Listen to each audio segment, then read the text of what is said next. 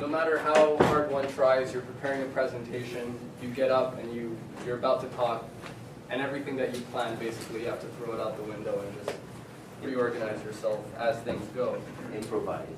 Yeah, to some extent. So I just, if you just humor me for a moment, I just need, there was a lot said, and based on what Bob, the note, finished on, if you think about this question of space, the question of being on the moon, for me, it shows us how humanity is still in such an early stage in its development. The fact that we're only on the first closest celestial body, right, the moon, and most of the universe has not been explored, most of our solar system or galaxy has not really been touched. For me, it gives us a sense of how young we all are, which is great, because everybody's obsessed with being eternally young these days, so I guess that's a good thing. And there's many ways that we can, because today the population is totally blinded by the culture, a culture which is dominated by sense perception. And what we mean by that is that it's dominated by the immediate feelings and impulses of everybody. It's dominated by the immediate stories that the media puts out, the narratives. Everything is dominated by a just perceptual and reactionary way of thinking. People are not actually thinking. They're just taking things in, they're taking information in, they're taking sense perceptions in, and they're trying to just, that's defining their world. So Mike Billington said in the first presentation how people so quickly fall for the propaganda against China. They're eating cats, oh my God, they're a dictatorship. And then you say, well, hang on a second, there's all sorts of different things going on. And somebody will basically say, don't you know what a dictator is? As if the word dictator defines what's actually happening in reality. They have no sense of reality, they're just reacting. So if you want to think about something like the space program, which brings into question the future of humanity, the way people think today, or don't think, a future like that is very hard to imagine. A future in space for humanity is something light years away, when in fact the jump from having a species which is totally earthbound to a species which went into the solar system with the moon landing and all that happened within a few decades. Totally changed mankind's relationship and place in the universe. So today we have a not shortage of resources, shortage of imagination, shortage of ideas, shortage of minds who can actually think about the future. And so I'm going to use this question of art, this question of poetry, to basically give a sense of how we can actually challenge people's minds, challenge their imagination. This is the purpose of great art. This is what art can do. This is what the great German poet Friedrich Schiller, which is what our organization, the Schiller Institute, is named after. He says that the point of art is to ennoble mankind. And that the thing that's unique about art is that it's not hostage to the opinions of the mass. It's not hostage to the arbitrary authority of what one critic says, or what some other modern artist thinks is art, or modern interpretations of things. Beauty is always beauty. It's something that's eternal. And this can actually be used to stir within mankind a feeling of real truth, of something that's beyond the senses, which only human beings can actually experience. So this was further in my presentation, but why don't we just start with it? I guess I would just read it, because I want to know what people think. I'm going to need your help for this. So this is Shakespeare's first sonnet in his series of 155 sonnets, elaborating a concept of humanity, which totally goes against everything that people believe in today, that people submit to. And we can do some translation or a discussion of what he's actually saying in terms of the words he's using. So, from fairest creatures we desire increase, that thereby beauty's rose might never die. But as the riper should by time decrease, his tender air might bear his memory. But thou, contracted to thine own bright eyes, feedest thy light's flame with self-substantial fuel, making a famine where abundance lies. Thyself thy foe, to thy sweet self too cruel. Thou that art now the world's fresh ornament, and only herald to the gaudy spring, within thine own bud buryest thy content, and tender churl makest waste and niggarding. Pity the world, or else this glutton be, to eat the world's due, by the grave from thee. Okay. I need to know, what do people think about this? What are people, how would people react? Yes, Evan. To me, it feels a little bit like he's saying that, like, we set our limits on ourselves, and like the middle, it's kind of like it. Okay, in terms of what?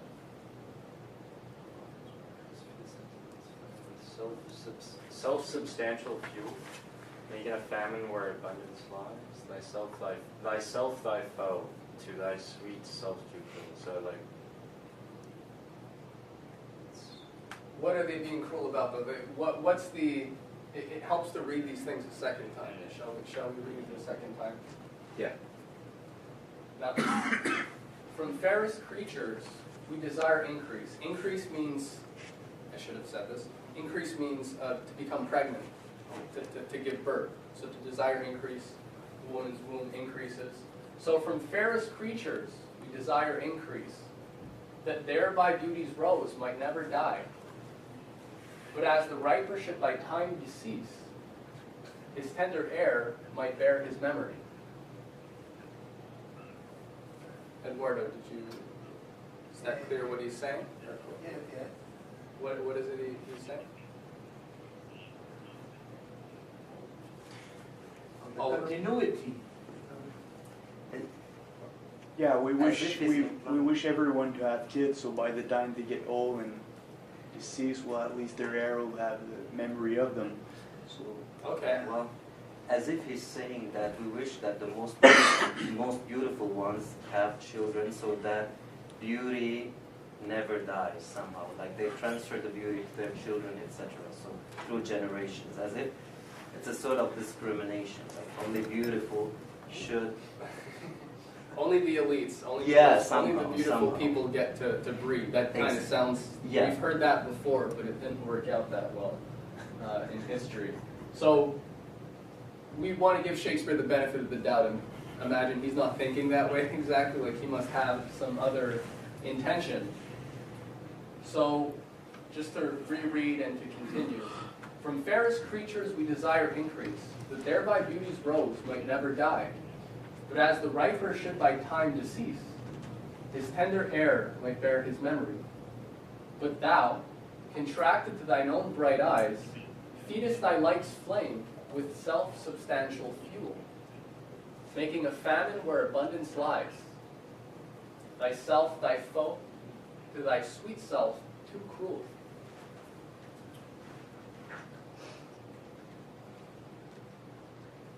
So he's talking about this idea that it's good to it's good to breed. It's good to produce children in the sense that you're actually producing something that continues after you. But then in the second quatrain, the second set of 4 lines, which starts with, "But thou, contracted thine own bright eyes, feedest thy light's flame with self-substantial fuel." Thy light's flame is self-substantial. So you seem to be as if contracted to your own eyes, to your own image of yourself. Feedest thy light's flame with self-substantial fuel. So in a sense, one's own ego is the thing keeping this person going. It's not their concern with the future as such, but really with just their own existence, their own personal individual existence. There's no regard for the future as such. and their role and their place in that future, whether they have one or not. Thyself thy foe, to thy sweet self too cruel, denying yourself of the natural right to to have children, to give birth, to participate in the future. Thou that art now the world's fresh ornament, and only herald to the gaudy spring. Herald, so like messenger, greeter to the gaudy spring, to the bright, beautiful spring. Within thine own bud buryest thy content, and tender churl makest waste in niggarding. Niggarding is like being cheap. So you're wasting in being cheap, burying within thine own bud buryest thy content. So, pity the world, or else this glutton be selfish, to eat the world's due by the grave in thee. So when this person dies, what happens?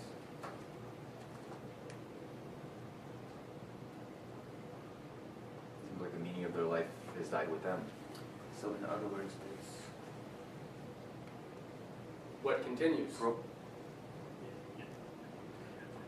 Does it continue? Is there a continuation, or? no, there isn't if the beauty is not propagated to the whole world. So it will die with the self-ego somehow. Yeah, and in a sense, but there's even a higher. Like, don't be obsessed with your self-beauty. Like, try to somehow propagate this idea of beauty to the world. Well, Otherwise, it will die with you. Yeah, it's recognizing that beauty dies, that beauty is transit, that beauty still fades, that no matter how beautiful any person or thing is, the nature of the universe and of mortality is such that each of us as individuals will still pass away, will still die. We won't be here forever. And so this is a big paradox for the question of human existence, of our lives, of the purpose of our lives, because we're faced with what seems like, which is a beautiful thought, that we can continue in this future and participate, not us directly personally, but there is a way. But in you recognizing that, you recognize you're accepting your own mortality. You realize that you yourself will not continue. So yes, beauty exists, but at the same time it passes away. And so how does mankind transcend that? He considers the male just the male, no? It's necessarily, you need more than male to make, I know, but it's, what self-substantial fuel heats thy life's flame? It can be self-substantial fuel, could be good too. If you Yeah, but in in the context that he's using it, it's obviously not a good thing. So the context defines the meaning that he's attributing like to if that you're word. just so obsessed with your own image of yourself, and that's basically the thing that keeps you going. You're consumed by yourself, but ultimately you will consume yourself and there'll be nothing there. So it's really a self-destructive character, a self-destructive quality. Yeah, and he's saying like making a famine where abundance lies, because beauty is fleeting. So as you grow older, that fuel will eventually, get smaller and smaller until you have nothing, and your life will be increasingly more empty, where you could have filled it with something of a higher value. Yeah, but the self can be the proper use of sense of perception. For instance, saving your senses instead of having them occupied and receiving and kind of blind. But that's the and thing, deaf. that this isn't just like an ad, this isn't just like an attack ad against family planning. It's not just like, no, we need to have a lot of children bottom line. He's getting at a much higher question of human mortality, right, of what the nature of mankind really is. And this is the issue. He has 155 sonnets, which I recommend everybody go study, like their life depended on it, because in that is really contained the germ and the essence of this question that every individual has to overcome if they're actually going to be creative, if they're going to actually participate in the future. Think about the future of mankind. They have to go through a certain process themselves of recognizing this question of mortality, but this question of beauty, how these things actually work. What is beautiful about mankind? If we're all just coming and going, where's the beauty in that? Or is there a higher way to look at it? Spinoza said that in that connection with beauty lies immortality. Well, Shakespeare seems to go in that direction. Yeah. But I'm only beginning the class, so this was a good way to crack it open, but this was just to crack the class open. So, but you see how profound it is that we're still here discussing it. We could have a whole presentation just on this sonnet. And that's the thing about poetry, that it communicates way more than anyone could say in a literal fashion. Than if you just tell someone something. Poetry is not about the words, it's not about telling people something. It's actually about where the words break down, where there's a certain paradox here about beauty, because we're talking about continuing beauty, we're recognizing it continuously dies. So it seems very futile, but that's the point of poetry, because from a sense perceptual standpoint, there is no way out of this. We need a higher concept which actually resolves that. And that's what we have to do. That's what we have to do with people, is to get them to find out what's underlying how they're thinking and realize the faults in it, such that they can find a higher solution. The same way there's a higher question of mortality which needs to be resolved if we're to see the true beauty of this sonnet. So, another experiment. Yes. Ooh, the image. You know what? We have a better image of this. How do people see this image? Not good. Yes, it's good. Not bad. It's good? Yeah. Oh, it's good just because I'm close, I guess. Okay, I need somebody to tell me what you see here. Can you try and get at the whole of what's going on here? A backline. A banquet, okay. Yeah. Oh, this is the bank. Okay.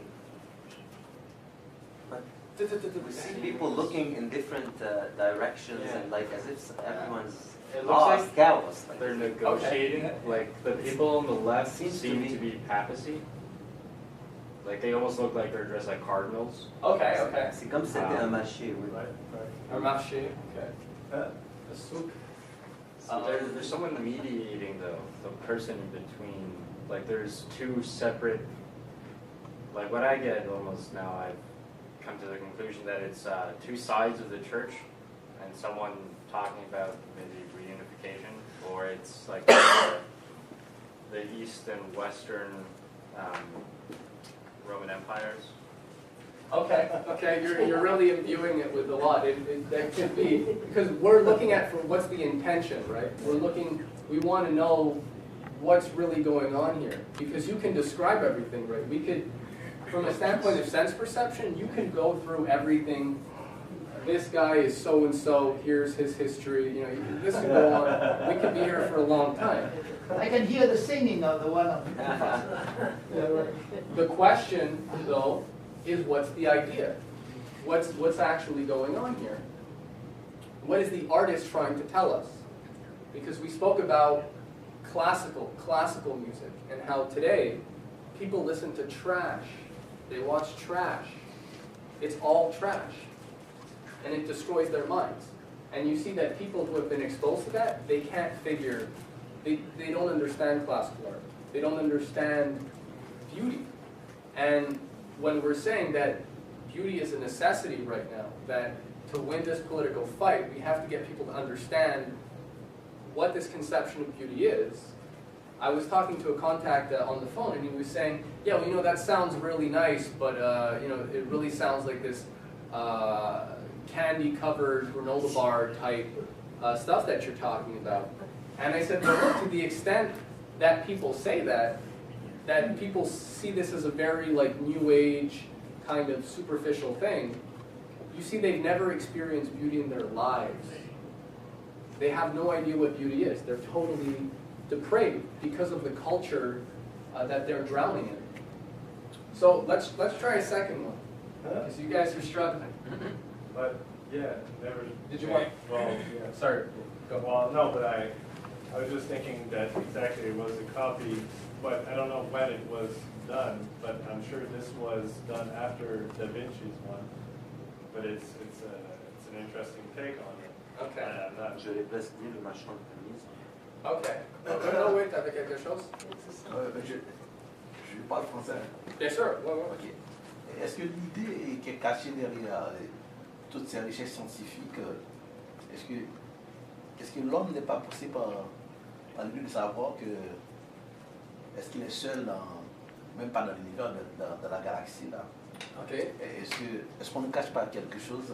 Disons, il y a beaucoup de descendants humains et également sur le plan financier également. Est-ce que l'homme n'est pas poussé par l'idée, disons, par cette idée-là de savoir est-ce qu'il est seul dans... Mais quand tu poses ça, est-ce que tu poses ça en référence à la peinture? Non, pas la peinture, mais comme c'est un peu mélangé entre... Parce que on parle, disons, c'est un rapport scientifique et littéraire également. Bien sûr, dans le fond, parce que c'est ça, on va continuer la présentation, puis j'y arrive. C'est là qu'on y va. Mais c'est pour ça que c'est important d'avoir le paradoxe qui est très tangible. I won't say what I think, but I'll ask a question maybe. Trouble. In Da Vinci's one that you're going to Well, show, You right? want to just let me show it and maybe Well, see I'm what people think? just wondering, you know, there's a lot more people in this one, and usually it's only the apostles that you see. Why? Okay. Why? You know? Well, Okay. So do people know this painting? yeah. Does somebody not know this painting? Please. Est-ce que tu as déjà vu... Je le connais pas. Tu la connais pas? OK. Ben, c'est le dernier souper de Jésus avec ses apôtres. It's the Last Supper. Just a letter. Pardon me? There's some hands on the right side. Yeah, it's maybe just a bit cut out. What do people remark about this one? Et vous pouvez répondre en français. Dans le fond, si tu n'as jamais vu la peinture, qu'est-ce que tu remarques de cette peinture? Si c'était juste comme observation générale, c'est quoi qui... Y a-t-il quelque chose qui t'attire? Il y a quand même une discussion là, c'est heureux. Il y a une discussion aussi. La tendresse de couleur. OK. Tout le monde est agité. Il y a quelque chose qui mélange tout ça. Mais c'est ça, il y a plusieurs niveaux, parce que ça, on peut le dire, il n'y a pas de problème. C'est quand Jésus fait son annoncement, it's his announcement that somebody will betray him, qu'un de ses apôtres va le trahir. Mais même, il y a quelque chose au-delà de ça dans la peinture. C'est pas juste une question de qu'est-ce qui va trahir qui. Parce qu'il y a la couleur. Pardon? La couleur. L'arrière-plan. C'est pour ça qu'il faut chercher, parce que le peintre, le vrai artiste, le vrai penseur cherche à communiquer un concept. Right? Il n'est pas juste là pour décrire une histoire. Tu as juste à lire la Bible si tu veux savoir l'histoire. Mais évidemment, il y a quelque chose ici. Et vraiment de faire le contrat entre ces deux, parce que je peux vous dire à ce point-ci, vous savez c'est qui lui? Pardon? Jésus. C'est Jésus. OK. C'est comme si on arrive presque à pas... c'est très facile à le manquer. Il y a tellement de choses qui se passent, il y a tellement d'activités et de gens que c'est même pas clair. Ici, c'est très clair qui est qui.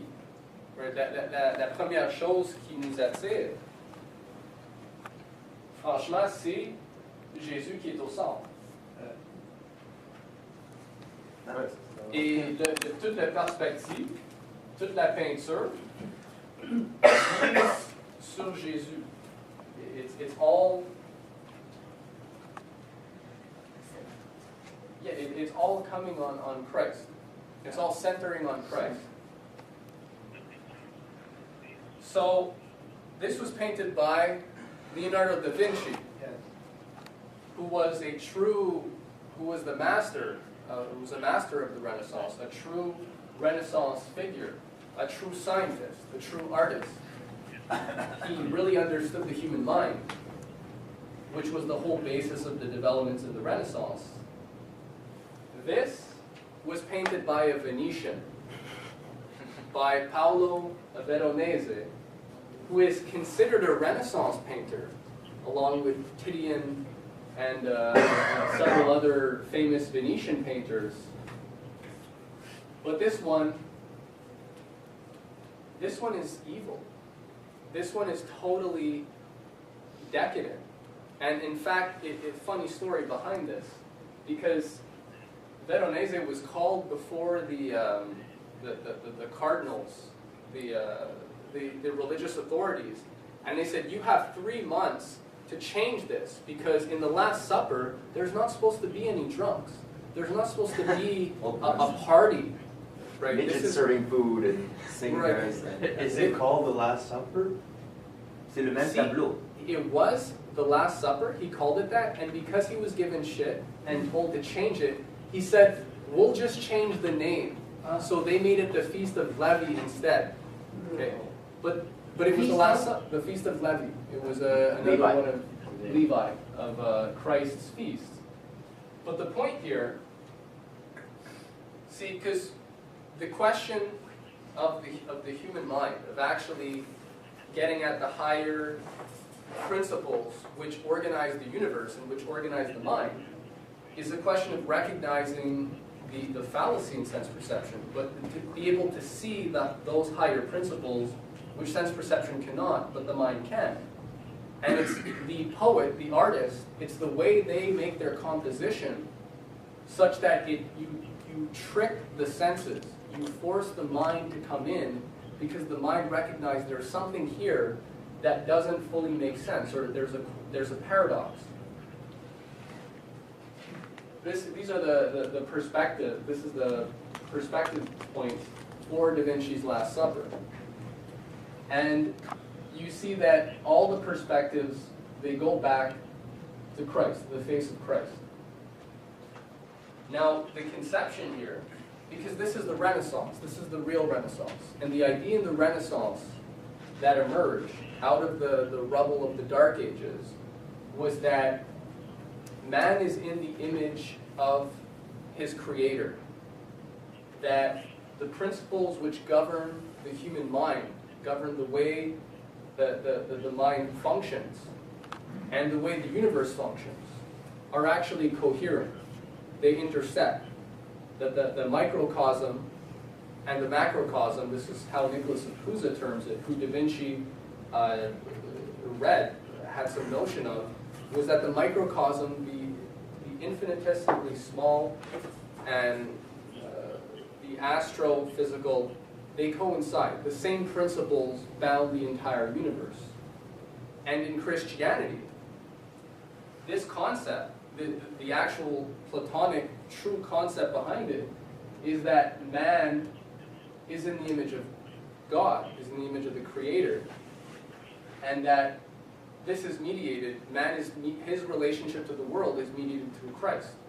Christ sacrificing himself, Christ being both God and man, represents the mediation between man and his Creator, represents a certain concept of man, which is not an animal, which is not sense perceptual, but which is actually able to deal with these higher questions of natural law, of how the universe works, that man is intimately related to the creator of the universe, i.e. the principles which govern the universe, that he can know them. Because he has a same quality of godlike characteristic, which the creator fashioned the entire universe with. So everything leads back to Christ's face. Christ is the center. Here, whereas in the other one, our relationship to the world is mediated through Christ, what's our relationship to Christ in this one? We just came for the party. We heard this guy, he can turn water into wine. No wonder. We just came for the party. There's no reason. This is typically Venetian. It's totally just sense perception. He's presenting you a party with drunks, with everybody, people just having a good time, everybody's doing their own thing. And this is supposed to be his Last Supper. So you see his disregard for what humanity really is, for the true nature of man. The Venetian does not see it. Veronese has no care for that. So this is the fight. This is the fight that LaRouche, over 40 years, has been laying out as the defining question for whether civilizations develop and survive, or whether they destroy themselves or be destroyed.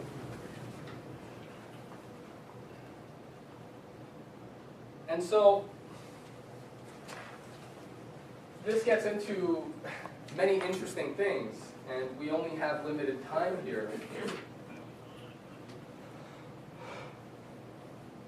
But if you think about where most people are at today, they're here. They're not here. The higher question of their identity is totally dominated by sense perception. And this is what we have to destroy. Today, you have, if you think of the way people relate to each other, in terms of this idea of sense perception, what is their relationship with their friends? What is their relationship with their spouses? What is their relationship with their boyfriend, their girlfriend, their teachers, their schoolmates? What defines relationships today? It's totally banalized. It's totally about entertainment, conversation, hunger, thirst, the passion which unites the two sexes. Have people heard this quote? Hunger, thirst, the passion which unites the two sexes. Do people know who that is? Sounds like It's not here, so. sounds like Adam Smith. Yes, it's Adam Smith. Adam Smith was the British economist who theorized the whole theory of free trade, where, see, this question of the true nature of man, very quickly, because we're going to talk about Dante Alighieri and Shakespeare, which take on this question of what the true nature of mankind is.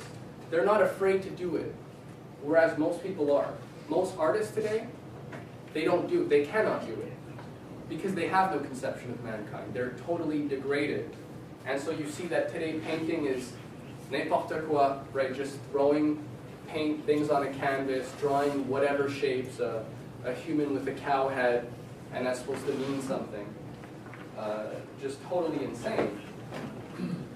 But the question of God, of what governs the universe, what are the principles that order the universe, that's what's really being called into question. And with Adam Smith, with the British Empire, what is it? Hunger, thirst, the passion which unites the two sexes. It's total sense perception domination.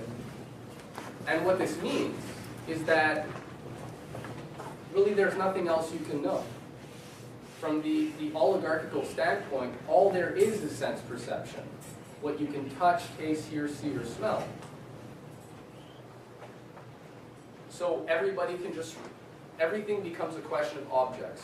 All there are sense perceptual objects, how you relate to those objects, and these objects define your existence. but there's no higher principle bounding everything. Now, Dante, he has a certain conception of God. It's a Christian God. We're going to be talking about Shakespeare's play Troilus and Cressida, which is about the Trojan War. So it's about Homer and the war raging between the Greeks and the Trojans. So Dante's conception of God, it's not a pagan God, it's a Christian God, where this idea of the intelligibility of man and his being able to understand the universe he lives in, being able to discover the principles that govern it, that's what uniquely defines him. And that's uniquely the source of his happiness, of his freedom. It's his ability to discover those laws, to know his creator, to know the intentions of his creator. But if you look at these are the souls in Dante's Inferno, in hell, which we're going to see many different examples. We see them every day, so I don't really need to show you more examples, but a specific one from Dante. The Greeks, they have their pagan gods. Are people familiar with Homer's Odyssey, the Trojan War?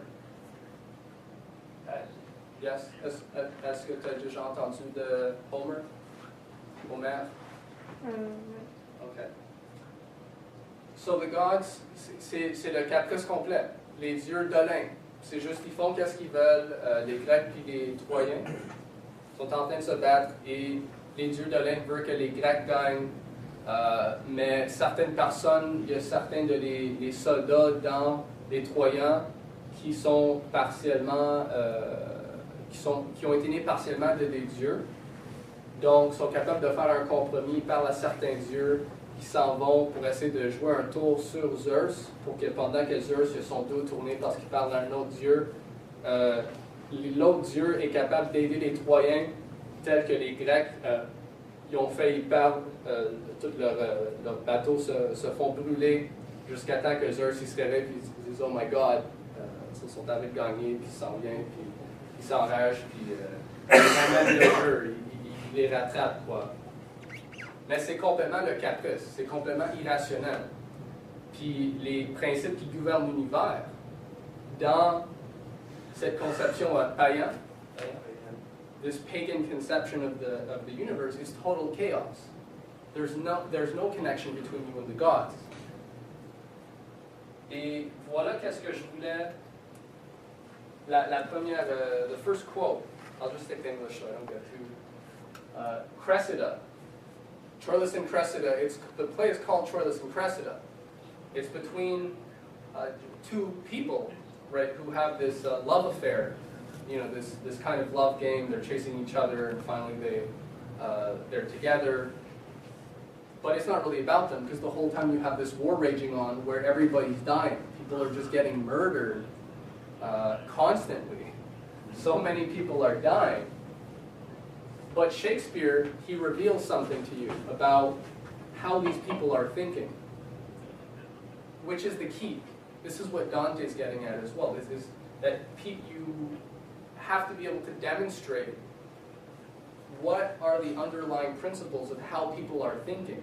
You have to dare to actually challenge those. Because as long as you just respond to what people say, what they do, you're not challenging them on what their idea of humanity actually is. Who are they? Knowing that we don't live forever, what is our purpose? What is our intention? What are we actually doing? So Cressida, she says, "Perchance, my lord," speaking to Troilus, "I show more craft than love, and fell so roundly to a large confession to angle for your thoughts. But you are wise, or else you love not. For to be wise and love exceeds man's might. That dwells with the gods above."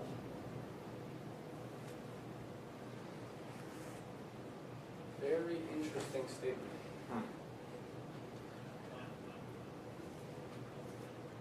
What do people think about that? People have any basic thoughts?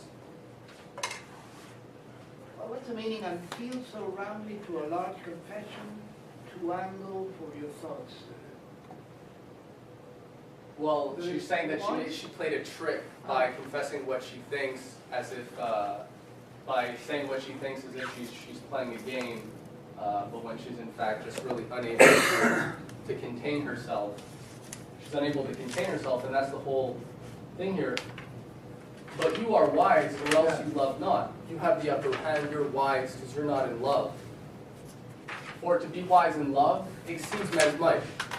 Us puny, tiny humans, we don't have that kind of power to think rationally, or that the idea of love and reason are actually part of the same thing, that they really are the same thing.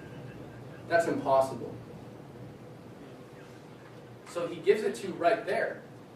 The flaw which will doom your entire society is if reason, your concept of reason and your concept of love, if they're two different worlds, then how can you ever make the right decision? What's actually driving what you do? Is it your reason, or is it you do things out of cold, calculating logic? We only have so much food available in the world, therefore this part of Africa is going to have to starve, this part of South America is going to have to starve. Sorry, I'm just crunching the numbers. People are doing that all the time, the accountants, the economists.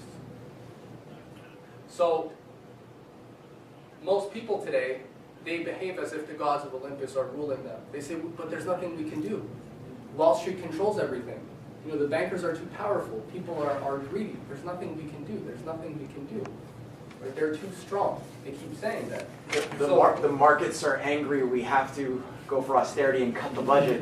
Or else, the rating agencies will downgrade us. If we don't starve our poor, the rating agencies will downgrade us. We won't have access to the credit markets, which charges 30% interest rate and just kill us more.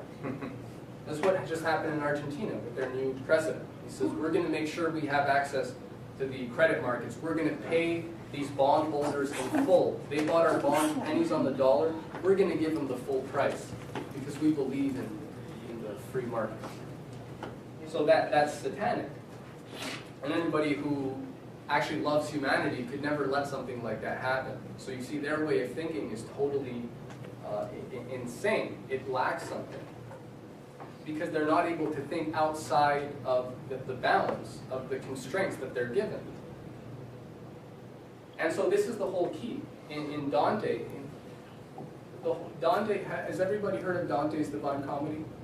Okay. La comédie de Dante, as-tu déjà entendu parler de ça?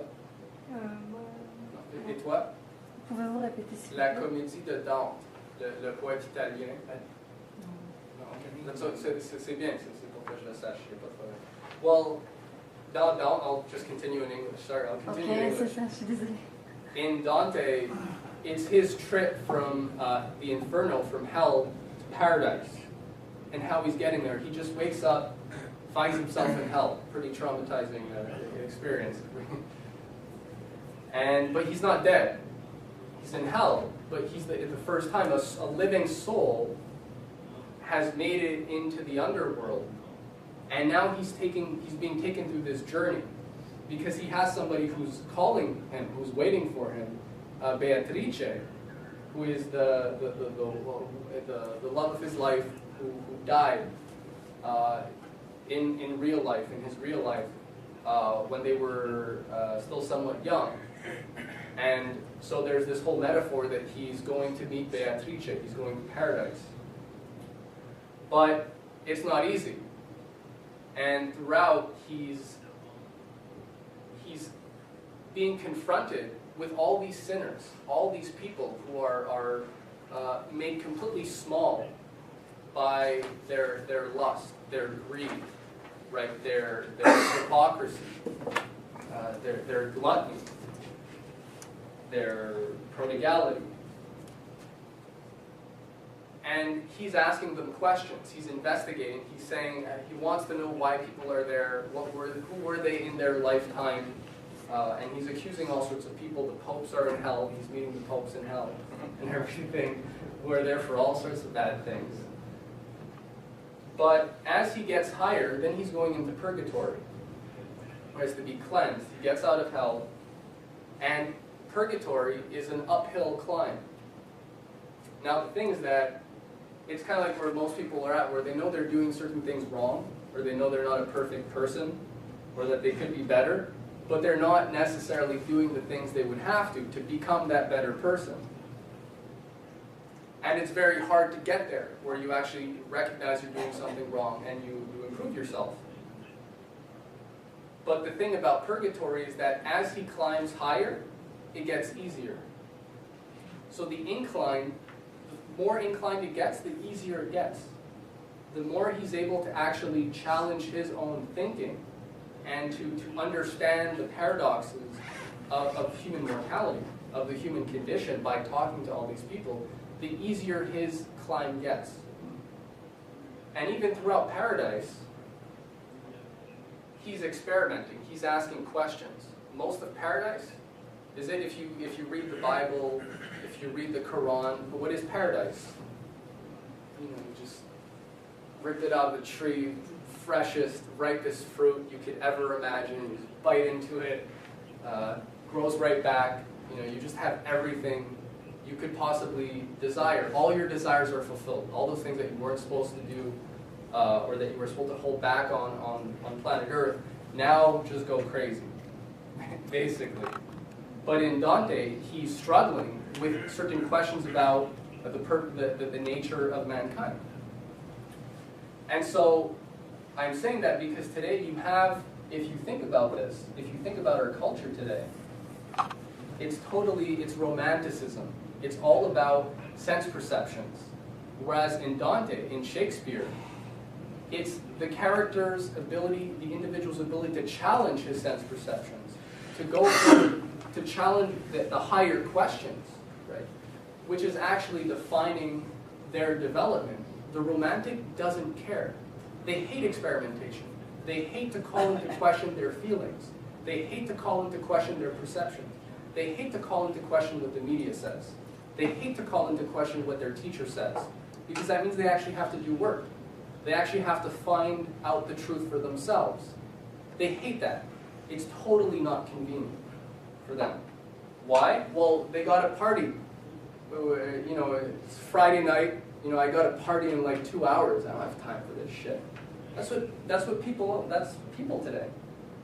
So the question of Dante going into hell and facing the axioms which hold people down, their conceptions which define who they are, which are the things that are destroying them. The whole idea of going into hell is you being able to confront your own axioms, confront the hell of your axioms, which are driving you to destruction, and to actually free yourselves from that by reaching a higher conception of the universe, a higher conception of what he defines as paradise, which is his pursuit of understanding the way the universe truly works. That this is what makes us free. It's our ability to develop Africa, right? To develop the world through space exploration, to make new discoveries. That's freedom. If a child doesn't have the right to learn how the world works and his ability to use his mind to discover that, he's a total slave. You're enslaving the children. Where, what are they going to be doing? Well, they're going to be running to the next closest party, because that's all there is. There's only sense perception. All these sense perceptual objects, that's all you have. So we need to break this. And Shakespeare is quite a genius at this, right? You see, but you are wise, or else you love not. For to be wise in love exceeds man's might. That dwells with the gods above. Now you have one character here, Hector, who has virtue. He's actually noble in the real sense that he's actually thinking about this war has been going on for years and years. So many people have died, and it's over Helen of Troy, which is what I forgot to mention before. And so Helen was stolen. She's supposed to be the most beautiful woman that anybody could have ever laid eyes upon. and she belonged to the Greeks, to the Greek king, and she was stolen by one of the Trojans because the Greeks had stolen one of their aunts. So they went, they stole the wife of the king, Menelaus, and so the war is all over this woman, which the Trojans refused to give up, to relinquish, and therefore the Greeks are just unleashing an onslaught. And so Cassandra, who has foresight, she can foresee the future. She sings, "Cry, Trojans, cry! Lend me 10,000 eyes, and I will fill them with prophetic tears." Hector says, "Peace, sister, peace. Virgins and boys, mid-aged and wrinkled eld, soft infancy, that nothing canst but cry. Add to my clamors. Let us pay the times of moiety of that mass of moan to come. Cry, Trojans, cry. Practice your eyes with tears. Troy must not be, nor goodly Ilion stand. Our firebrand brother Paris, who stole Helen, burns us all. Cry, Trojans, cry. A Helen and a woe. Cry, cry, Trojans. Troy burns, or else let Helen go. Troy burns, or else let Helen go." So Hector, which maybe you see a bit of yourself in our friend Hector here, he's speaking with his father Priam, who's the king of Troy. And Priam says, "After so many hours, lives, speeches spent, thus once again, says Nestor from the Greeks, deliver Helen, and all damage else, as honor, loss of time, travail, expense, wounds, friends, and what else dear that is consumed in hot digestion of this cormorant war, shall be struck off. Hector, what say you to it?" So he's asking, what do you think? We could call it all off right now. We just have to give up Helen. And Hector says, "Though no man lesser fears the Greeks than I, as far as touches my particular, yet, dread Priam, there is no lady of more softer bowels, more spongy to suck in the sense of fear, more ready to cry out, 'Who knows what will follow?' than Hector is. The wound of peace is surety, surety secure. But modest doubt is called the beacon of the wise, the tent that searches to the bottom of the worst. Let Helen go. Since the first sword was drawn about this question, every tithe soul, amongst many thousand Disneys, hath been as dear as Helen, I mean of ours. If we have lost so many tenths of ours, to guard a thing not ours nor worth to us, had it our name the value of 1/10, what merit is in that reason which denies the yielding of her up?" So he's saying so many of our people have died, the equivalent, even if they're just the equivalent of 1/10 of her, there's so many that it's still, we should be letting her go. This is too much. And so he speaks with his brothers, and we won't read the whole thing, but just to give you a flavor, what do Troilus, who's in love with this girl Cressida, who's too weak to be wise and to love, Troilus says, I'll read from there. We do not throw in unrespective seed because we now are full. It was thought meet Paris should use some vengeance on the Greeks. Your breath of full consent bellied his sails. The seasoned winds old wrangler took a truce and did him service. He touched the port's desire, and for an old aunt whom the Greeks held captive, he brought a Grecian queen, whose youth and freshness wrinkles Apollo's, and makes stale the morning. Why keep her? Why keep her? So he's saying, you fully supported us, to Hector. You fully supported us in going to get her. She's the most beautiful woman. She, very beautifully says, she whose youth and freshness wrinkles Apollo's, and makes the stale morning, and makes stale the morning. The most impossibly beautiful thing. And he's saying, now you want to change when you had our full support. And he basically goes on to say, well, you supported it then, so you can't change now. Your logic, this was totally worth it. because of who she was, because of what happened, and now you're saying it's not worth it anymore because people have died. You're basically, your honor is in question. Your lack of courage is in question. And Paris, why brother Hector, the guy who actually has Helen, who's barely ever fighting?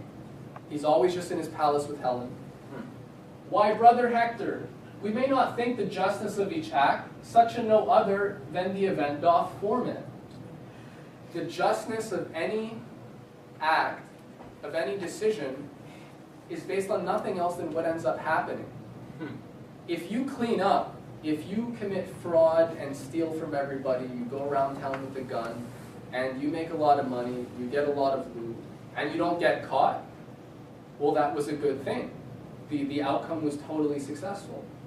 So you see the sophistry of these people, right, who are, they're just arguing based on logical, just logical arguments, but the ability of the other people to challenge this kind of sophistry is wanting. So you have it in Hector. Hector says, Hector is challenging all this. He's the only one. Just think of yourself maybe when you're talking to people, having a political discussion, and you see what's going on in the world. And he says, Paris and Troilus, you have both said well, and on the common question now in hand, have glozed but superficially, not much unlike young men, whom Aristotle thought until unfit to hear moral philosophy. The reasons you allege do more conduce to the hot passion of distempered blood than to make up free determination twixt right and wrong. For pleasure and revenge have ears more deaf than adders to the voice of any true decision. Adders are snakes, so have ears more deaf than vipers to the voice of any true decision. Nature craves all dues be rendered to their owners. Now, what nearer debt in all humanity than wife is to husband, Helen belonging to Menelaus?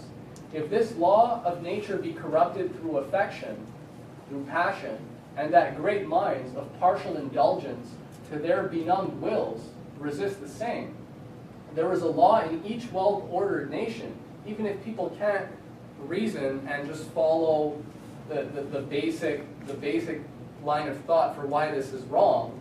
He says there are laws. There is a law in each well-ordered nation to curb those raging appetites that are most obedient and refractory. If Helen then be wife to Sparta's king, as it is known she is, these moral laws of nature and of nations speak aloud to have her back returned. Thus to persist in doing wrong extenuates not wrong, but makes it much more heavy. Hector's opinion is this in way of truth. Yet nevertheless, my sprightly brethren, I propend to you in resolution to keep Helen still. For 'tis a cause that hath no mean dependence upon our joint and several dignities. With all that said, we have laws even in our own town, in our own land, which says you're not allowed to steal somebody's wife. We're not even respecting our own laws to do this. But after all that, and how you guys are just young and foolish and you're just being driven by passion, he says, but you know what? I don't really have a say in this anyways. You or I, our joint and several dignities, our individual opinions don't really matter. So go ahead. And you see that this is what happens. This is the fatal flaw where he tried to challenge the axioms of his society. He tried to challenge the opinions that people were saying. And as soon as he got into a bit of a confrontation, ultimately he said, oh, well, it's not really up to me anyways. So this kind of smallness, right, where they submit to the Olympian-like opinions of their society and don't have the courage to challenge them. This is what leads to hell.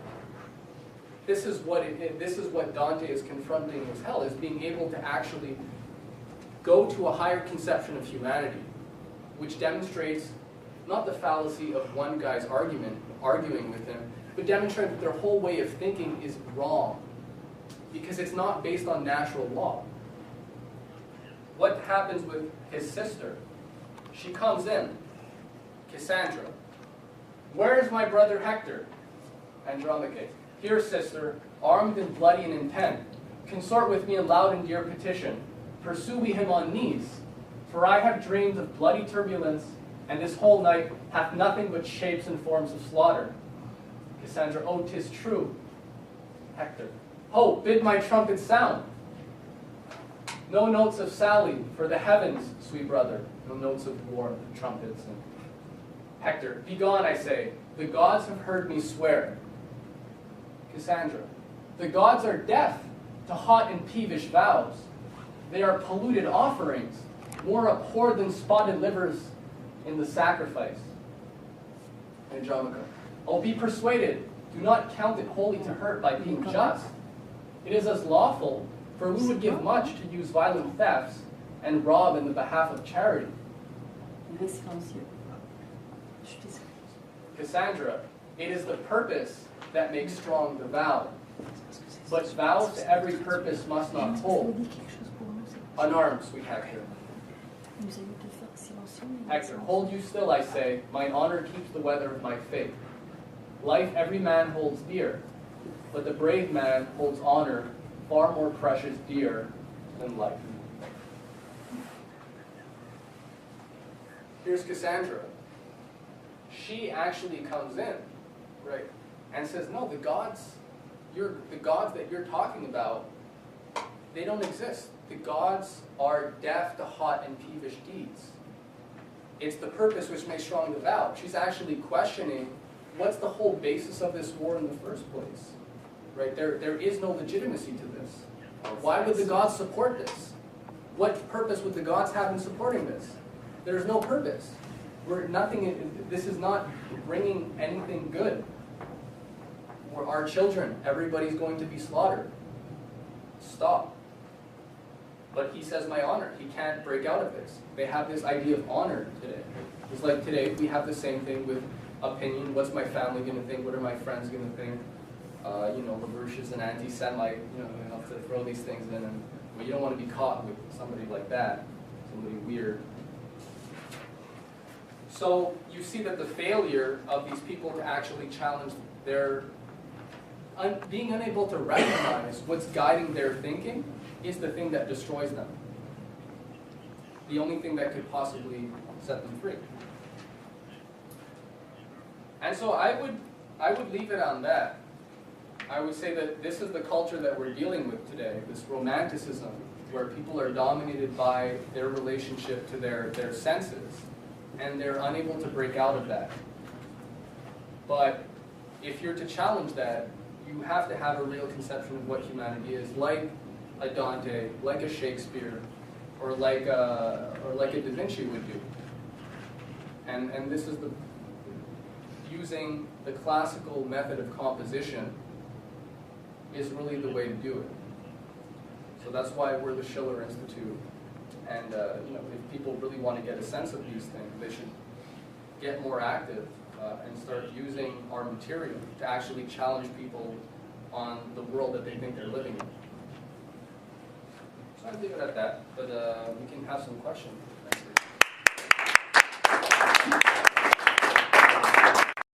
And this can actually be used to stir within mankind a feeling of real truth, of something that's beyond the senses, which only human beings can actually experience.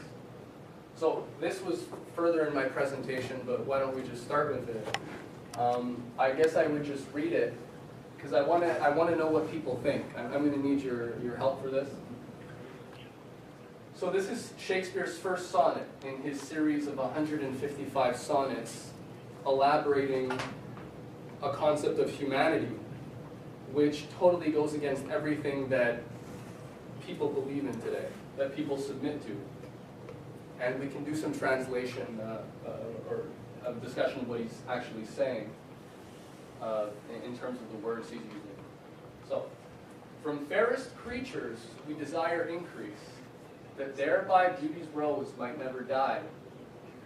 But as the riper should by time decrease, his tender air might bear his memory. But thou, contracted to thine own bright eyes, Feedest thy light's flame with self-substantial fuel, making a famine where abundance lies. Thyself thy foe, to thy sweet self too cruel. Thou that art now the world's fresh ornament, and only herald to the gaudy spring, within thine own bud buryest thy content, and tender churl makest waste and niggarding. Pity the world, or else this glutton be, to eat the world's due by the grave from thee. Okay. I need to know, what do people think about this? What are people, how would people react? Yes, Evan. To me, in history. So, we want to give Shakespeare the benefit of the doubt and imagine he's not thinking that way exactly, like he must have some other intention. So, just to reread and to continue. From fairest creatures we desire increase, that thereby beauty's rose might never die. But as the riper should by time decease, his tender air might bear his memory.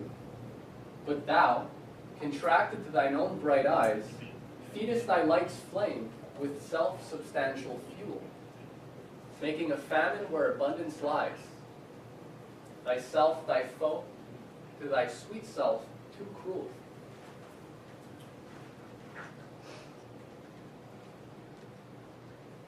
So, he's talking about this idea that it's good to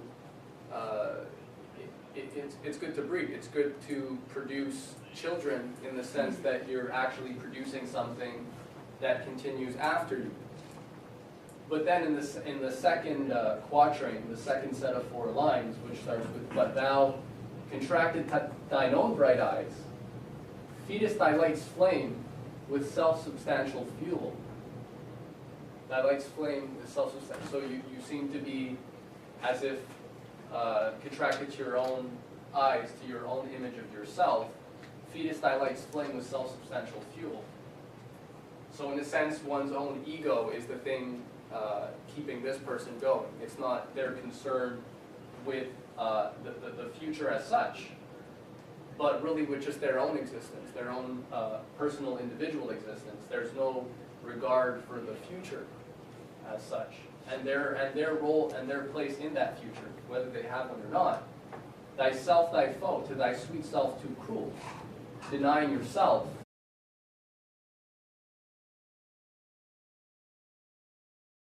No matter how hard one tries, you're preparing a presentation, you get up and you're about to talk, and everything that you planned, basically, you have to throw it out the window and just reorganize yourself as things go. Improvise.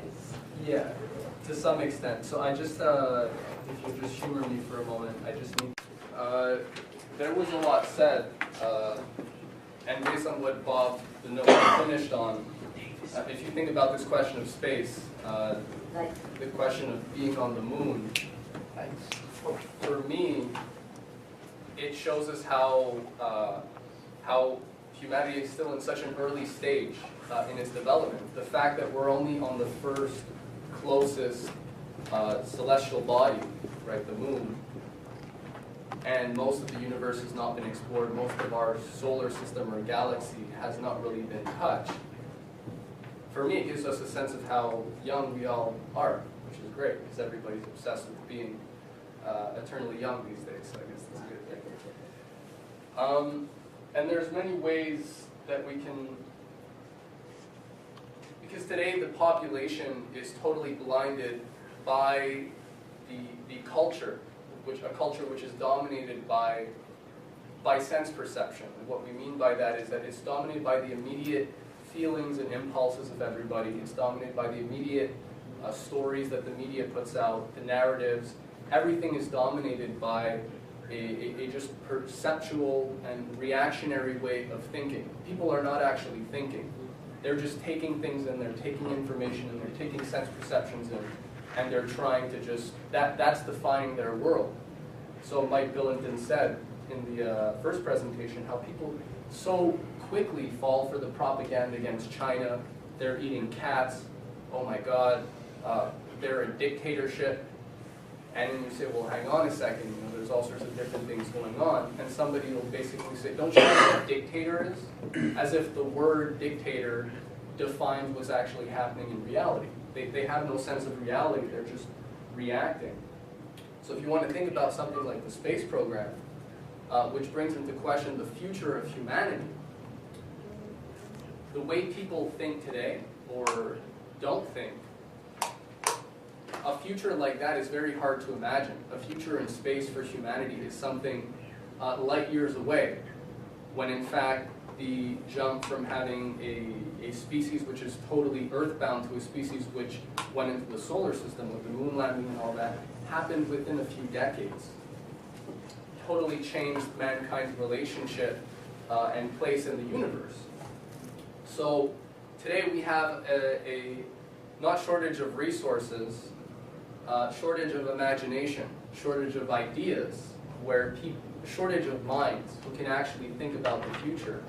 And so I'm going to use this question of art, this question of poetry, to basically give a sense of how we can actually challenge people's minds, challenge their imagination.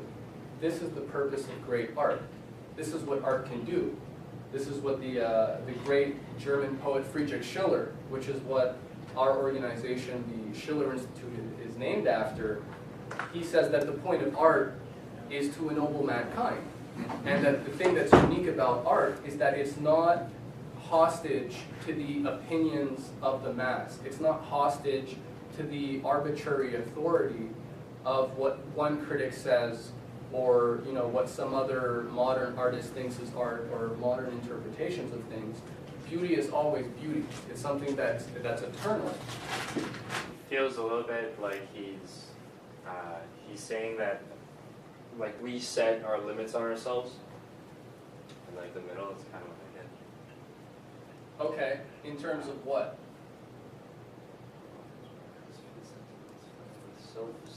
Self-substantial fuel.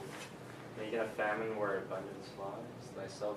Thyself thy foe, to thy sweet self do cling. So like, What are they being cruel about though? What's the?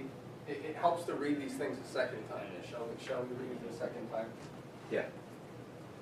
Now, from fairest creatures, we desire increase. Increase means, I should have said this, increase means to become pregnant, to give birth. So to desire increase, the woman's womb increases. So from fairest creatures, we desire increase, that thereby beauty's rose might never die. But as the riper should by time decease, his tender air might bear his memory. Eduardo, is that clear what he's saying? Yeah. What is it he's saying? Continuity. Yeah, we As wish if it's we wish everyone to have kids, so by the time they get old and deceased, well, at least their heir will have the memory of them. So Okay. Well, as if he's saying that we wish that the most beautiful ones have children, so that beauty never dies somehow. Like they transfer the beauty to their children, etc. So through generations, as if it's a sort of discrimination. Like only beautiful should. Only the elites, only somehow, the beautiful somehow. people get to breed. That kind of sounds, Yeah. we've heard that before, but it didn't work out that well.